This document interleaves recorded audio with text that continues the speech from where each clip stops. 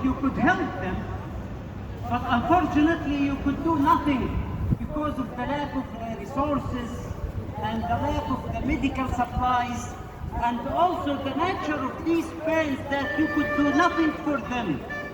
What we need people to understand and to know that those people who were targeted are civilians. They were there in their houses, in their homes, in their residential towers. They were targeted while they are in sleep, or inside their hospitals, or resources of clean water, or supermarkets, groceries, everywhere but targeted there in Gaza. And people really have nowhere to go to. They have nowhere to go to, so they came to a Shifa hospital as refugees. We used to host 60,000 of our people in Gaza. They came to the hospital. You know why? Because they felt a Shifa is safe. Because they felt their houses were not safe. Streets are not safe. Supermarkets are not safe. Schools are not safe, but they have the trust that hospitals are. Hospitals are safe, so they came. And what happened after that?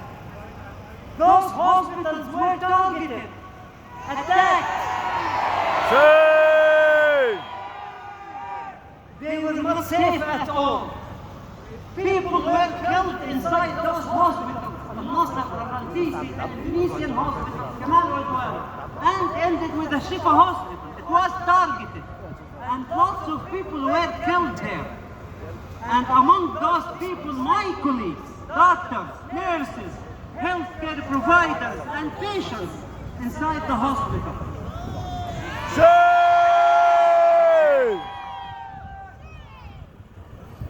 And the other story that's very linked to this story is the story of my father.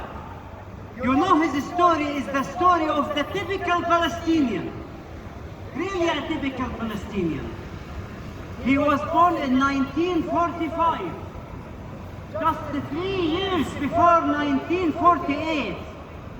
And then he had to move. He had to move in 1948 from Asqalan to Gaza as a refugee. As a refugee with his parents. And he started his life in a refugee camp, in a Shati refugee camp, his childhood, where he had no access to healthcare system, appropriate education system. He had no access to anything all our kids across the world have access to. He started his life in a refugee camp, a Shati refugee camp. I don't want to tell you the story of my father for 80 years. I will skip the 80 years.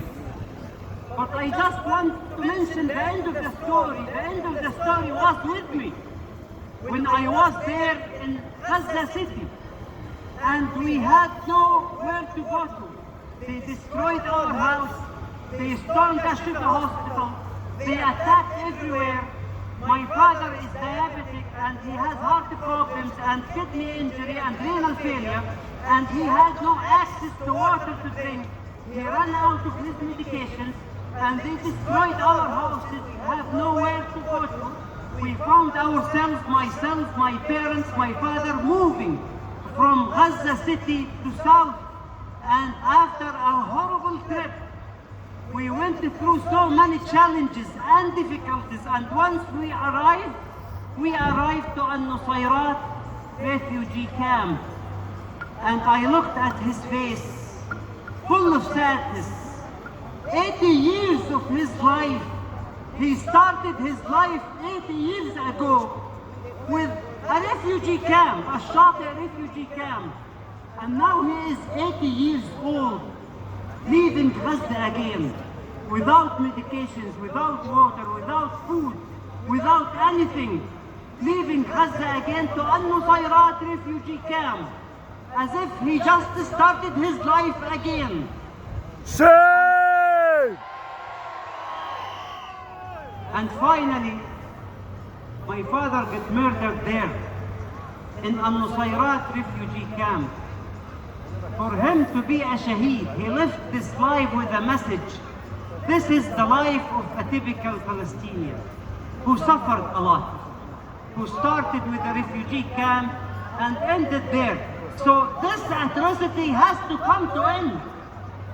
So our cause is a very strong cause.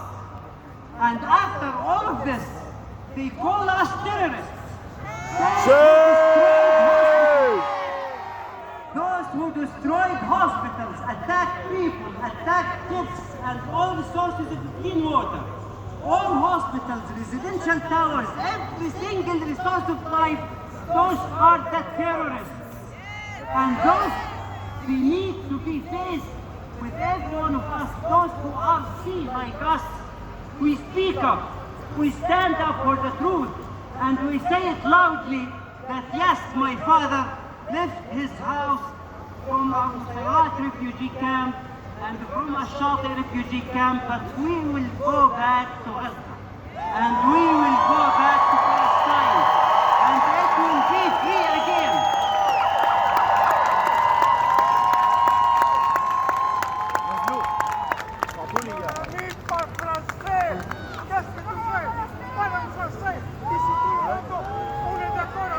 Assalamu alaikum wa rahmatullah. Free, free! Palestine! Free, free!